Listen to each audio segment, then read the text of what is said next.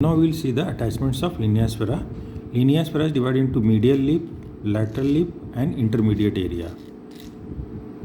So in the pectineal line, pectineus muscle inserted or spiral line, this is also called a spiral line or pectineal line, pectineus muscle inserted into the spiral line. At the same level, adductor longus inserted into the medial lip of linea aspera. So pectineus and adductor longus at the same level, and you can see these both muscles which form the floor of the femoral triangle.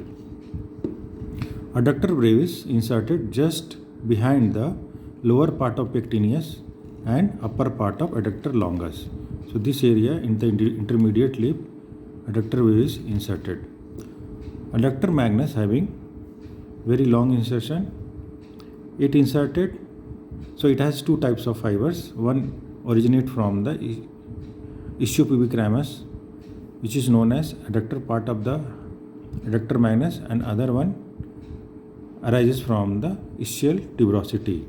The fibers which arises from the ischiopubic ramus inserted at the medial margin of gluteal tuberosity, then at the intermediate area of linea aspera, and then continue with the medial supracondylal line, but it does not, it reaches up to the adductor tubercle. It ends just before it. The part which arises from the ischial tuberosity runs vertically downward and inserted into the adductor tubercle. So there is a gap between these two types of fibers. This gap is known as adductor hiatus, through which the femoral vessel passes to the popliteal fossa.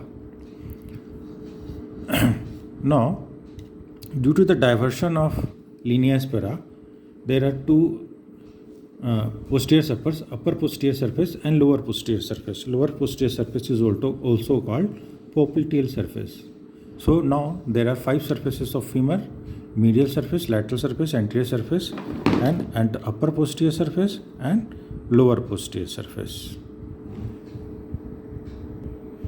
In the lower part, medial head of gastrocnemius muscle arises from the popliteal surface just above the medial condyle, from this area, and lateral head arises from the lateral condyle and adjoining lateral